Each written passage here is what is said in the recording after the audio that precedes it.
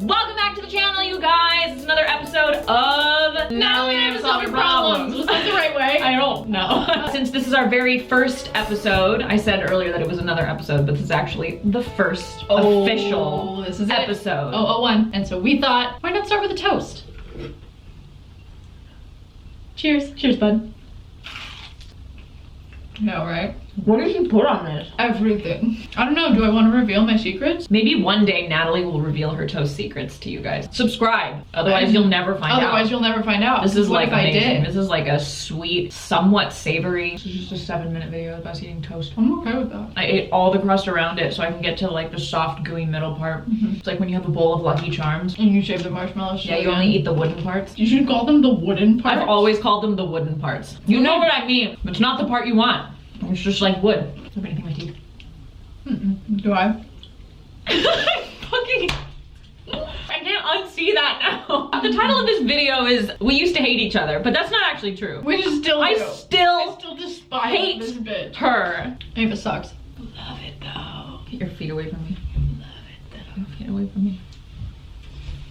I got them away! Today, we're gonna be talking about how we used to hate each other. If you can believe. But when we were kids. We really, especially me, I really disliked Natalie. What was your experience of me? So she and I are 7 years apart. Almost 8. Almost 8. There's a pretty decent age gap. Like, I was really excited to have a little sister. And Natalie was just born into the world being stubborn. I literally came out of my mother's womb frowning. Our mom had to like smooth out my forehead. Natalie would do things as she was growing up, like go into my room. This sounds really stereotypical, but like take my clothes. But as a 4-year-old, when there's no way I could be wearing your 11, clothes. But things like that, like she would go and just insist on being with me and my friends. And that was you know, the there biggest was like one. Like I always wanted to hang out with you guys. Yeah, like there was one time I went and was gonna have a sleepover with my friends, Breezy and Katie, and mom insisted that Natalie get to go for a couple of hours. What was your experience? Oh, that you just fucking hated me. But I thought you were so cool. Like I looked up to you so much. I don't anymore, but I looked up to you so much. No, like I just thought you were like the coolest person. I wanted to be like you. And no matter what I did, I pissed you off. So it was like, oh, all right. And I think by the time I got to, I was like, what, 13? I think when we first started to become friends. By that time, I'd pretty much just given up and been like, okay, like this isn't, it's not gonna work out. We're not gonna be friends. Like I get it. Like frustrating for me too. So like, whatever. So the shift happened when it got to a point in our lives where Natalie was about 12 or 13 and I was 19 years old. I realized that I had just been being an asshole to Natalie. And that's not to say that the things that she was doing weren't annoying. Like they were certainly annoying and I was annoyed by them. So that's absolutely valid. But I kept making her the bad guy and I was just being an asshole about it. I wasn't giving her a chance.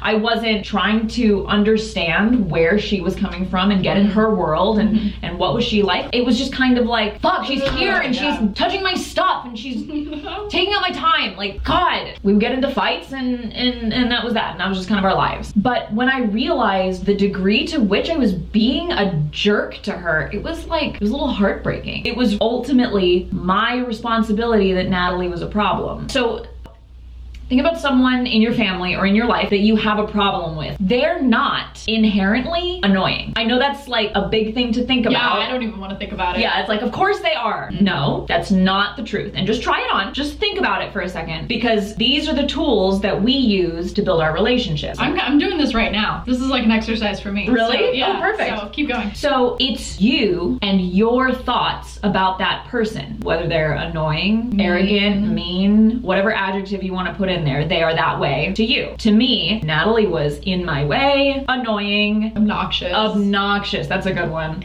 But once I realized that all of those opinions about her were over here with me, I was able to step outside of them. So like of course I still have those opinions and I still have those opinions of her today. Like if you step outside of them and go, okay, those are my opinions about that person. And then when you get into an argument or something comes up and you get like triggered. Or it's like, there's the evidence. Yeah, it's like, see, I told you. So when you find yourself thinking those things, that's your opportunity. Step outside of your opinions and look try and figure out, try and get into their world. Why are they acting the way they're acting? Where are they coming from? Where are they coming from? So once I put aside all those feelings and opinions that I had about Natalie, I realized that this cool young kid is just trying to be my friend, just trying to get to know me. At the end of the day, the choices that she made, who she was, the things that she was interested in, they were actually pretty cool. Like, still to this day, we have regular arguments. Oh my God. Probably once a day. Probably more so than we ever have. Yeah, because In our the past. relationship is deeper now, so we have stuff to argue about. It's And not just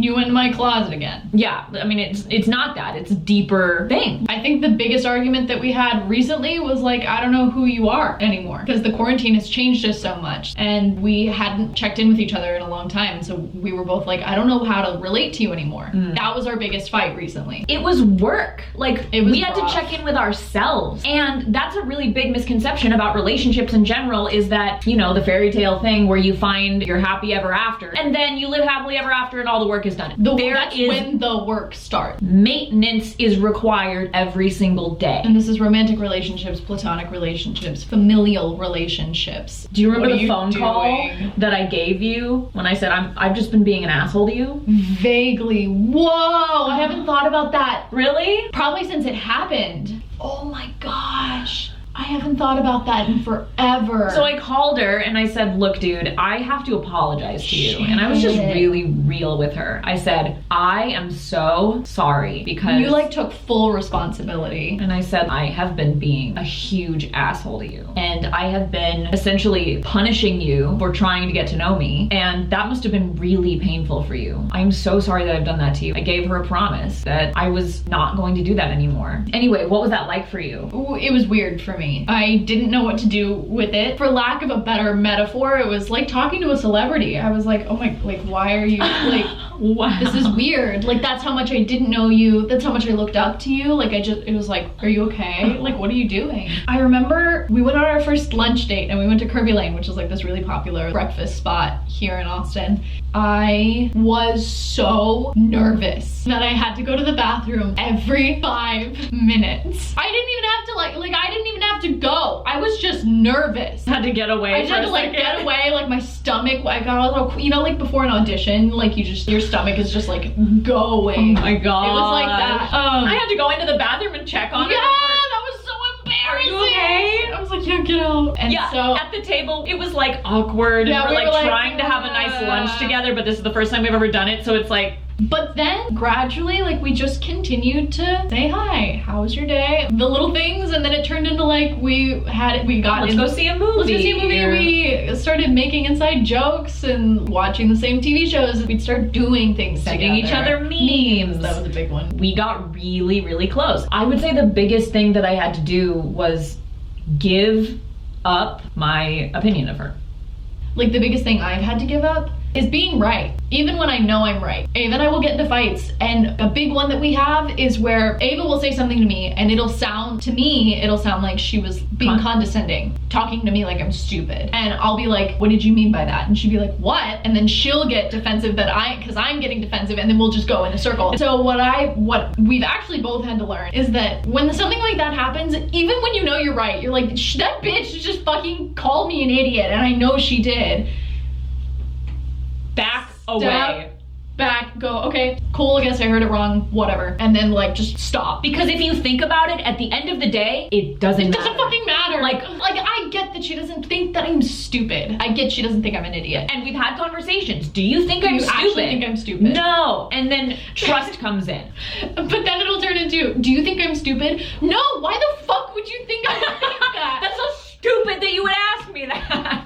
Let me clarify. If you want healthy, happy relationships, you don't have the right to be right, even if you are. And I'm not saying be a martyr. I'm not saying be a doormat. What I'm saying is, if you are at Christmas with your uncle who has completely different political views than you, eats differently than you, believes different religions than you don't have the right to be right about it. And I will say, you can not engage at all, but try on that you could find something in common. Yeah. that's what's cool about it, is you might find something you can talk about and be like, oh, that was a really cool conversation, rather than like just being like, this fucking sucks. Stupid. Which, yeah, you might be right, but like, you'll probably be happier trying to look for something out of it. This is such a fun way to exist in life, because in that case, everything is a game. And again, totally up to you. You have lots of different means of going about this. You cannot engage. You can engage and find something you have in common. You can engage and fight. By the end of the day, you're gonna be going home with yourself and you're gonna be feeling how you're gonna be feeling. I mean, you hear this all the time. Do you want to be right or do you want to be happy? But like, you have to be more interested and more committed to having The relationship work. the relationship work. When you want to be in a relationship, your concern isn't just for you anymore, it is also for the other person. And you have to take that into account every day. So obviously we're addressing us specifically as sisters, but really this can go across the board. And all we're trying to do is share with you what we found that like makes life just a little bit easier. This works for us.